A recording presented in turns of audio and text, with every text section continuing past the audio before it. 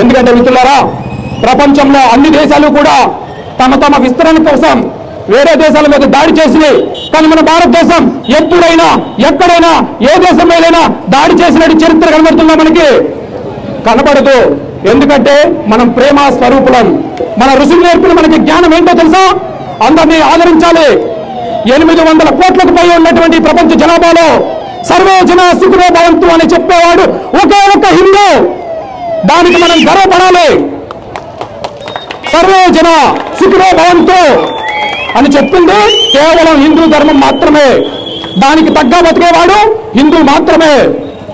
బంగ్లాదేశ్ లో అంత పెద్ద మారణ హోమం జరుగుతుంటే అక్కడ ఉన్నటువంటి షేక్ హసీనా ఏదైతే పిఎం ఉందో, ప్రధానమంత్రి ఉందో, సుమారు 150 దేశాలు ఇస్లాం కంట్రీకి సంబంధించినటువంటి దేశాలు ఉంటే కానీ ఒక్క దేశానికి కూడా వెళ్ళలా. నేను ముస్లిం కదా, నా ముస్లిం కంట్రీకి వెళ్ళాలి కదా అని ఆమెకు ఆలోచన రాలా. మన భారతదేశంలో తలదాచుకోవడానికి వచ్చింది మిత్రులారా. అంటే అర్థమవుతుందా మీకు? మన భారతదేశం ఏ కులాన్నైనా, ఏ మతాన్నైనా, ఏ వర్గాన్నైనా, ఏ దేశాన్నైనా ప్రేమించమని చెప్పింది. హిందువులు ప్రతి ఒక్కరిని ప్రేమించడం తప్పితే ద్వేషించడం తెలియనటువంటి అమాయకులం మనం. ప్రేమ స్వరూపులం మనం. మన త్యాగాలు, మన బలిదానాలు ప్రపంచ శ్రేయస్సు కోసమే మనం అర్పించాం, కానీ ఎప్పుడు స్వార్థం కోసం మనం బతకలేదు.